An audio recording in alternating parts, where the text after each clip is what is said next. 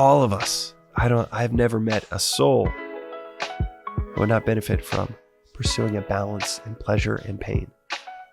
Welcome back to the Daily Vedantic, where we're continuing our overview of the world's most famous poem. Right now, we're in chapter 12 of the Bhagavad Gita, which is the chapter on Bhakti Yoga of devotion. Now, this poem, this dialogue between a warrior prince and his charioteer, has covered knowledge and it's covered action over and over again. The interplay between the two. Knowledge of the self, action, service, those around you. Knowledge of the self, duty. Knowledge of the self, obligation, action, service. It's gone back and forth a bunch. But there are three classical yogas. There's the yoga of action, yoga of devotion, and the yoga of knowledge of the self. Devotion hasn't got as much airtime as the other two. Chapter 12 fixes that, where it goes over the 35 qualities of a devotee. The Sanskrit term is bhakti or bhakta. Bhakti is the discipline. Bhakta is the one that is devoted. But dispensing with the Sanskrit words, the yoga of devotion and the 35 qualities of the devoted individual is at the heart of this chapter. I'll read all 35, but then I will talk about one that I think about quite often, at least the one that I think I've thought about the most in recent years. Here are the 35. It starts with verse 13, not hating any being, friendly and compassionate, free from attachment and egoism, balanced in pleasure and pain, forgiving. Continuing these, you have content, self-controlled, firm in conviction, fixing mind and intellect on the divine, on God, free from dependence on external conditions, so self-sufficient. Man, does this philosophy love self-sufficiency, free from dependence on external conditions. Pure, skillful, and disciplined. Dexterous would be the daksha is the word. Skillful and disciplined. Detached, free from anxiety, renouncing all undertakings. Think about that, renouncing all undertakings.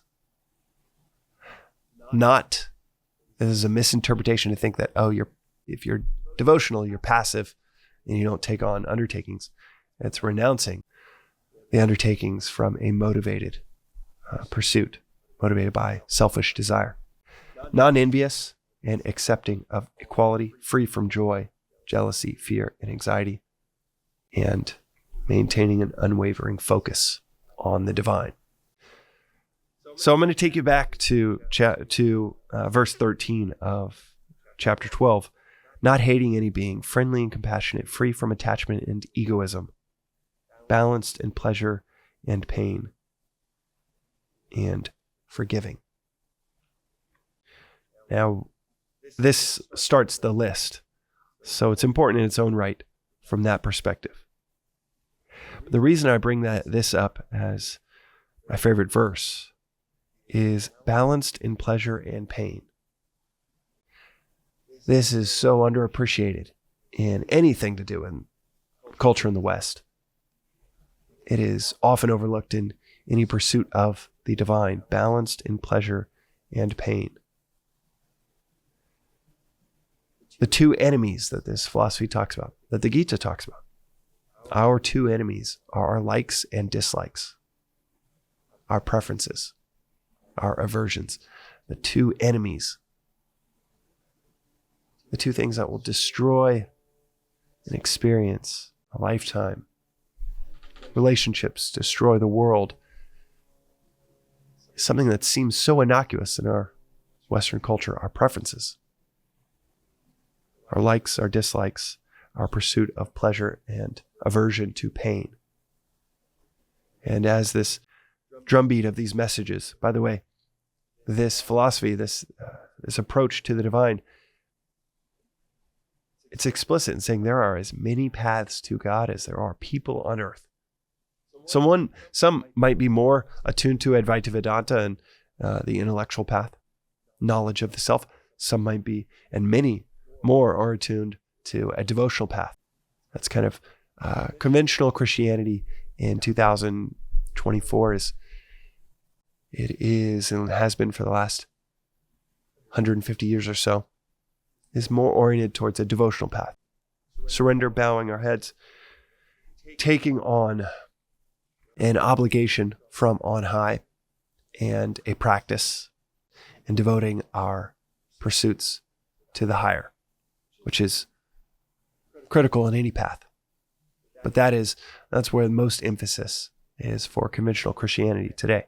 I'm not saying that's where it was in the early church, or where it was 1,000 years ago, or where it is between even Eastern Orthodox versus Western Orthodoxy, but today in the West, it's more devotional in nature than anything else.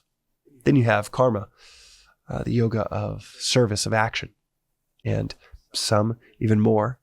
It's kind of like 1 in 10,000 resonate with the yoga of knowledge, an intellectual approach to the divine. Then you have a whole lot more that resonate with the devotional approach, and you have even more that resonate with the action. Just, they need to be given a task. They need to be given rules, jobs, and then sent out to do that work. That is the Mother Teresa type of approach. And each one has aspects of the others. You'd only take on certain action if you had a certain amount of devotion and a certain amount of knowledge of where to place that action in a devoted way within your life. You'd only take on devotion if you had a bit of knowledge of what you're devoting yourself to. They all weave in and out of each other, and even the most non-dualist, intellectual individual will still have aspects of devotion, still have aspects of action. This chapter is all for the devotional side of all of us, and certainly for those that are wired explicitly, most predominantly for devotion. So all of that is to say it's relevant to all of us. Make space for any of us to find what is the message from this dialogue that is most helpful to you, meeting you where you are. But all of us, I've never met a soul that would not benefit from pursuing a balance in pleasure and pain, unaffected internally, in the midst of pleasure or severe pain. What's so great about this is no matter where you are in life, you get to be in the gym. You get to work out the capacity to be balanced, pleasure or pain. You're riding high right now. Can you dial up the humility? Dial down the excitement? And find a balance. Going through an absolute shitstorm. Can you keep your chin up? Rise to the occasion? Stay balanced in that perspective, in that circumstance as well, no matter where we are, because we're always just flowing between the two, the world of opposites. And no matter where we are, can we get to a point of stillness and balance in between the two? That is, for me, that is devotion. It's finding that stillness, that balance between the two, because wherever we are, at least wherever I am, there's always a good bit of ground to cover to get back to that balance. That is today's overview of chapter 12 of the Gita. Tomorrow we dive into chapter 13. We'll see you then.